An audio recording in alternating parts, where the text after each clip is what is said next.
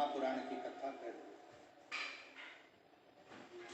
भगवान शंकर की कथा वर्णन कर, शिव कथा।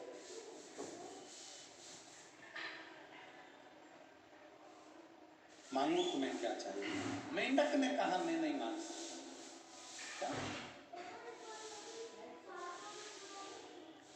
गुरु की दृष्टि पड़ जाए, संत की दृष्टि पड़ जाए, इससे ज्यादा सुख हो।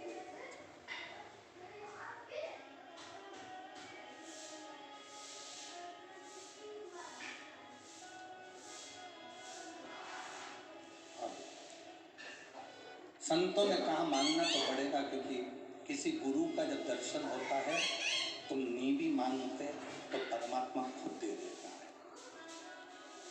असली गुरु का यदि दर्शन हुआ है, असली गुरु का यदि दर्शन करा है, तुम नीवी मांगोगे तो भी वो देगा।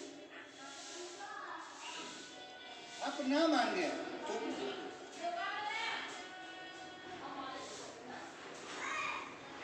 किसी सतगुरु का यदि दर्शन हो, समय पर यदि आप हाथ जोड़कर भी अपने दिल की बात केवल गुरु को, सतगुरु अगर है, कोई छल नहीं, कोई दिखावा नहीं, कोई प्रपंच नहीं, कोई ढोंग नहीं, सतगुरु अगर है तो देखकर आपने हाथ जोड़कर भी प्रार्थना कर कर दिया, निवेदन कर दिया। खाली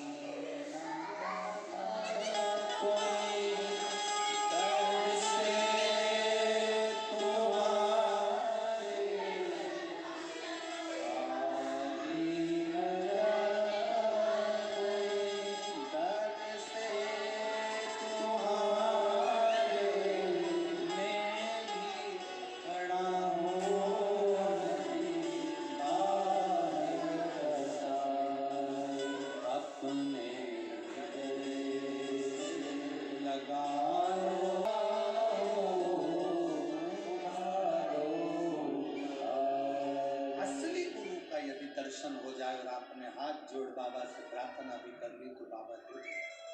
मेंढक पार्वती जैसा सुंदर बना दो और मेरा विवाह उस व्यक्ति से हो जो शंकर की आराधना में लीन रहता है।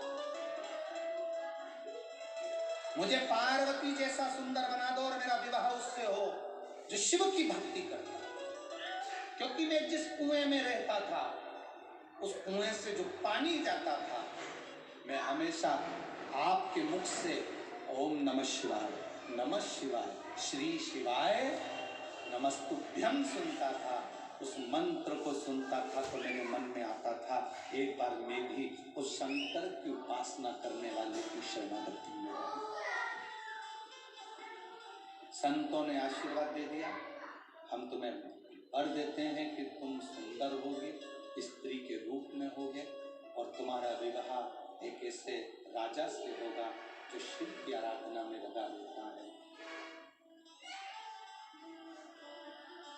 उस मेंढक ने छोटी सी कन्या का रूप लिया कि ये तो पूर्व जन्म में मंदोक थे। मंदोक संस्कृत में मेंढक को कहते हैं। ये पूर्व समय में मंदोक, अपनी बेटी का नाम मंदोक जो मेंढक को कहा जाता था उसको मंदोदरी रख दिया। क्या नाम रखा? मंदोदरी। वो मंदोदरी का विवाह शंकर भगवान की आराधना करने वाले लंकाधिपति रावण से हो गया जो शिव की आराधना में थे, तो शिव की भक्ति में। भगवान शंकर की आराधना में जो हर पल, हर घड़ी, हर क्षण निश्चित रूप से डूबा रहता है, वो शिव की आराधना करने वाले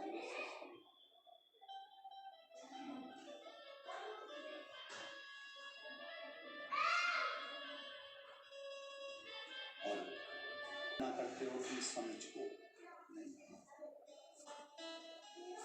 रावण के पास में वैभव बहुत था, धन बहुत था, सत्ता बहुत थी, संपदा बहुत थी, बस एक कमी थी रावण के पास।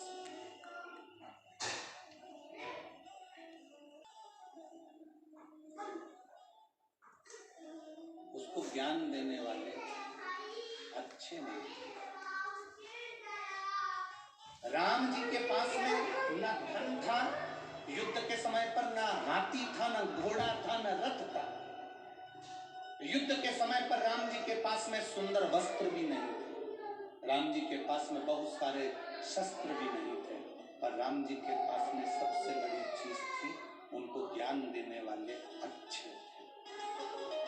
जिसके जीवन में ज्ञान देने वाला अच्छा है, वो कंगाल होने पर भी करोड़पति बन जाता है। और जिसके पास में ज्ञान देने वाले श्रेष्ठ नहीं है, वो करोड़पति होकर भी रोड पर आ जाता है।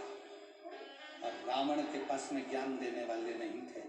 जब रावण ने पूछा सभा में बैठकर, राम जी सेना लेकर आ रहे हैं बंदरों की, मेरे सभासद मुझे ज्ञान देने वाले जितने भी बैठे थे विद्वान, उनसे पूछा मेरे लिए आज्ञा करो कि राम सेना लेकर आ रहे हैं तो क्या करना पड़ेगा।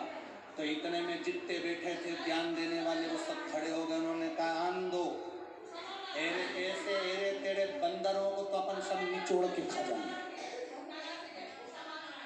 ज्ञान देने वालों कई लोग ऐसे होते हैं, जब बहुत विषम परिस्थिति होती है राजनीतिक उठापटक में या प्रशासनिक उठापटक में, लोग बहुत सारे ज्ञान देने आ जाते हैं। अरे वो तुम्हारे लिए ऐसा बोल रहा था, वो तुम्हारे लिए वैसा बोल रहा था, उसने ऐसा कर दिया, उसने वैसा कर दिया।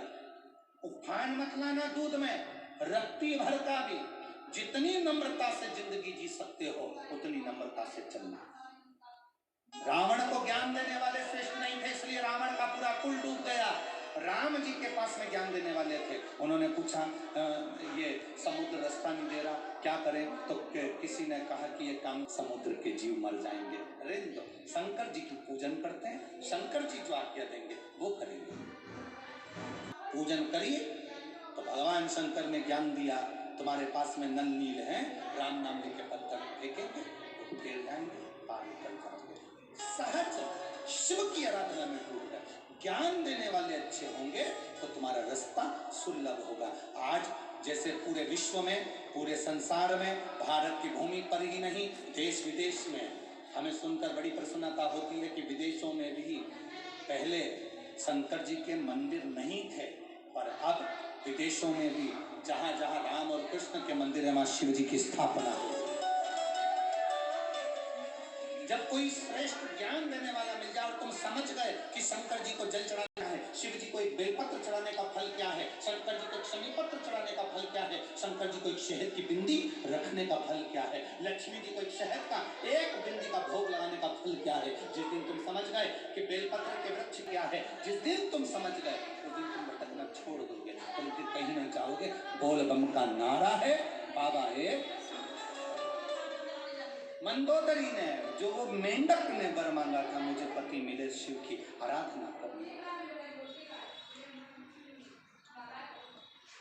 कर भगवान के तुम पुराने कोई परिचित हो गए, इसलिए तुम्हें शंकर भगवान पकड़ कर लगा। अच्छा बोलो, तुम्हारे पड़ोसी के यहाँ शादी है, तुम्हारे रिश्तेदार नहीं बुलाए और तुम पड़ोस में ही रह रहे, रोज की लड़ाई हो, रोज का झगड़ा हो, कुड़कुड़ हो, पैसे के पीछे विवाद हो, परिवार के पीछे विवाद हो, पड़ोसी